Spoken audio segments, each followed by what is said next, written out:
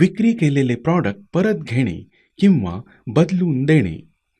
ॲक्मे इन्साइटने cells रिटर्नची सोय product बदलीसाठी किंवा आधी खरेदी केलेल्या वस्तूऐवजी दुसरीच वस्तू घेण्यासाठी सेल्स बिल करतानाच उपलब्ध करून दिली आहे. विक्री केलेले प्रॉडक्ट परत घेण्याच्या 2 पद्धती आहेत.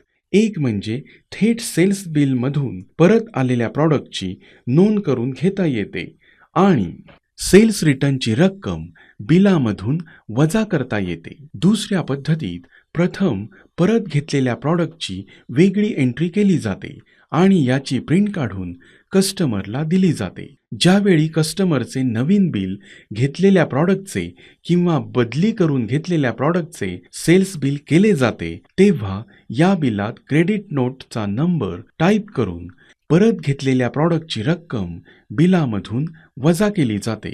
पहिल्या पद्धतीमध्ये सेल्स बिल चालू असताना परत आलेल्या प्रॉडक्टची रक्कम बिलातून वजा करायची असल्यास प्रथम सेल्स रिटर्न या फील्डमध्ये कर्सर घ्या. यासाठी कर्सर बारकोड या फील्डमध्ये असल्यास एकदा एस्केप की प्रेस करून टॅब की प्रेस करा.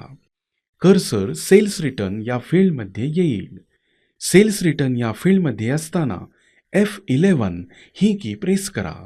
आयटम रेकॉर्ड इन्सर्शन ही विंडो ओपन होईल. या विंडोमधून परत घेतलेल्या प्रॉडक्टचे बारकोड स्कॅन करा.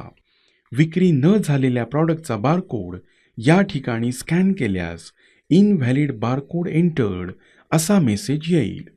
परत आलेला बारकोड स्कॅन केल्यानंतर जर त्या प्रॉडक्टची विक्री एकापेक्षा जास्त बिलामधून झाली असेल तर सिलेक्ट सेल्समन ही विंडो ओपन होईल. सेल्स रिटर्नसाठी जर काही दिवसांची मर्यादा ठरवली असेल तर या ठिकाणी ते दिवस दिसतील.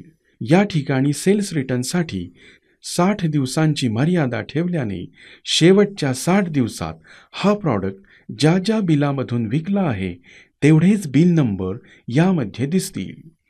त्याचबरोबर हा प्रॉडक्ट ज्या सेल्समनने विकला आहे त्याचे नाव, बिलाची तारीख, मेमो टाईप, कस्टमर नेम आणि अमाऊंटही दिसेल.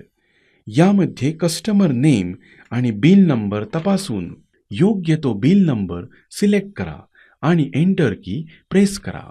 विक्री करतेवेळी जर काही डिस्काउंट दिला असेल तर तो प्रॉडक्ट परत घेताना देखील आपोआप कमी होईल. त्याचबरोबर विक्री केलेल्या सेल्समनचे नाव देखील आपोआप निवडले जाईल. ओके बटनला क्लिक केल्यानंतर परत घेतलेला प्रॉडक्ट अपडेट सेल्स रिटर्न ह्या विंडोमध्ये सेव्ह झालेला दिसेल. अशा पद्धतीने परत घेतलेले सर्व प्रॉडक्ट्स इन्सर्ट की प्रेस करून ॲड करा. सर्व प्रॉडक्ट्स ॲड करून झाल्यानंतर ओके बटनवर क्लिक करा. परत घेतलेल्या प्रॉडक्टची रक्कम सेल्स रिटर्न या फील्डमध्ये येऊन ती बिलाच्या रकमेतून वजा झालेली दिसेल. दुसऱ्या पद्धतीप्रमाणे म्हणजेच सेल्स रिटर्नची वेगळी एंट्री करून बिलामध्ये त्या क्रेडिट नोटचा नंबर टाईप करून परत आलेल्या प्रॉडक्टची रक्कम वजा केली जाते. यासाठी प्रथम सेल्स रिटर्नची वेगळी एंट्री करा. यासाठी डेटा एंट्री मेनूला क्लिक करा. यामध्ये रिटेल सेल्स रिटर्न हा मेनू सिलेक्ट करा. List of sales return window open होईल. ॲड बटनाला क्लिक करा. यामध्ये कस्टमर नेम सिलेक्ट करून एंटर करा. एंटर केल्यावर आयटम रेकॉर्ड इन्सर्शन विंडो आपणासमोर येईल. यामधून परत घेतलेल्या प्रॉडक्टचा बारकोड स्कॅन करा. सर्व प्रॉडक्ट ॲड केल्यानंतर ओके बटनला क्लिक करा.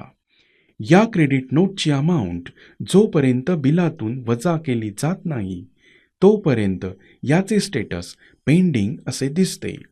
नवीन क्रेडिट नोट ॲड करण्यासाठी ॲड बटनाला क्लिक करा.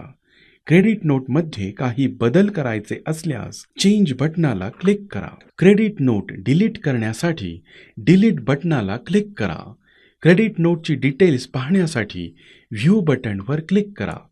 क्रेडिट नोटची प्रिंट काढण्यासाठी प्रिंट या बटनाला क्लिक करा. रिटर्न घेतलेल्या प्रॉडक्टच्या बदल्यात दुसरा प्रॉडक्ट देण्याऐवजी कॅश परत द्यायची असल्यास चेंज प्रोसेसिंग मेथड या बटनाला क्लिक करा किंवा F8 की प्रेस करा.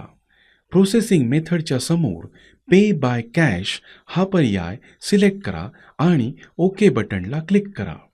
पेंडिंग असणारी क्रेडिट नोट सेल्स बिलात ॲडजस्ट करण्यासाठी retail sales form window open करा. प्रथम बदली करून दिलेला प्रॉडक्ट स्कॅन करा आणि सेल्स रिटर्नमध्ये कर्सर घेऊन F11 की प्रेस करा. Update sales return window open होईल.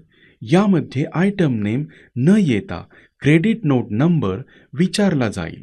यामध्ये ॲडजस्ट करायच्या क्रेडिट नोटचा नंबर टाईप करा. नंबर टाईप केल्यानंतर त्या क्रेडिट नोटमध्ये असणारे सर्व आयटम्स दिसतील.